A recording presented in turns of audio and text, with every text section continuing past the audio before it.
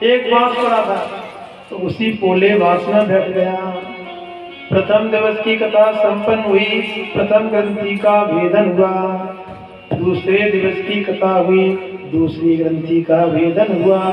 इस प्रकार से जैसे सातवें दिन की कथा संपन्न हुई, सातवीं ग्रंथि का भेदन हुआ और सुंदर सा विमान आया। उस सुंदर से विमान में और धुंधकारी सुंदर स्वरूप बना करके बैठ गया। अब जितने ग्रामवासी बैठे थे सभी गांव वाले हाथ जोड़ के कहने लगे कि महाराज ये तो आपने दुबात की है, अपने भाई को आपने कथा अच्छे से सुनाई है।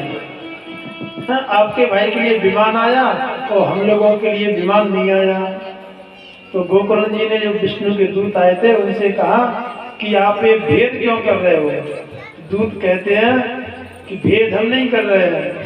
श्रवणस्य वेदेनो फल वेदो संसता श्रवणम तो कृतम सर्वे तथा मननम कृतम। फल में भेद नहीं है, भेद सुनने में है। धुंधकारी ने मन लगा करके कथा को श्रवण किया।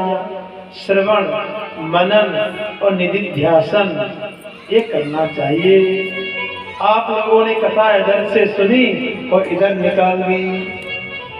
जो कथा यहाँ दिन में सुनाई जाती है उसका घर पे जाके मनन करो, चिंतन करो कि पंडित जी ने आज क्या सुनाया, फिर उसको व्यवहार में लाओ। तभी कथा आपको फायदा करेगी, तभी लाभ करेगी, तभी लाभकारी बनेगी। धुंधकारी दिन में कथा को सुनता है, रात्रि में चिंतन करता है। तो कथा को कैसे सुनना चाहिए? मन लगा करके। हमारे गुरुजी कहते हैं कथा को सुनना चाहिए कैसे? बोले गाली की तरह। गाली सुनते हो कभी?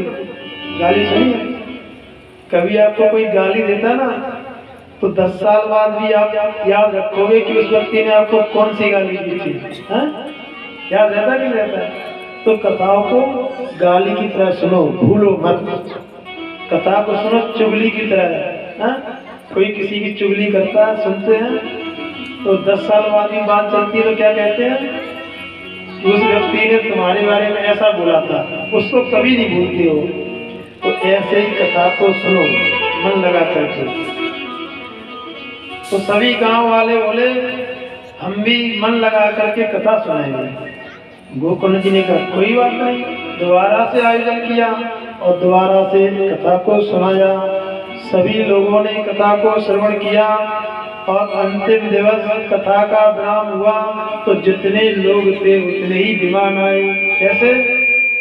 अयोध्या वासना पूर्वम यथा रामेण संगीता तथा कृष्णेन ते नीता गोलोकम योगी दुर्लभम। जैसे भगवान श्री राघवन सरकार के साथ में अयोध्या वासी विमान में गए थे, ऐसे ही यहाँ पर गोकर्ण जी महाराज के नगर वासी सब विमान में बैठ करके गए। बोले भागवत भगवान की।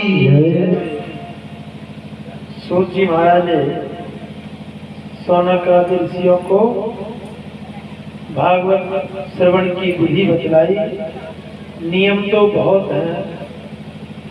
एक समय भोजन करना चाहिए, जमीन पर शयन करना चाहिए, पत्तल में भोजन करना चाहिए।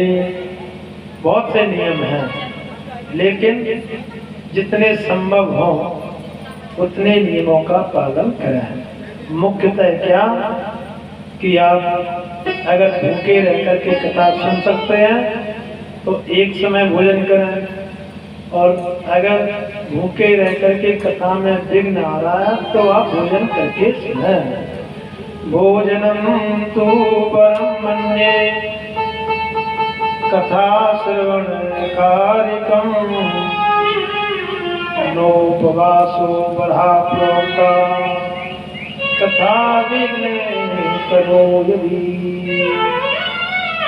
जैसे एक समय भोजन करें, यदि कथा में विघ्न आता है तो दोनों समय भोजन करके कथा को सुने। लेकिन दोनों समय कैसे करें? उतना ही भोजन करें कि कथा में नींद नहीं आए।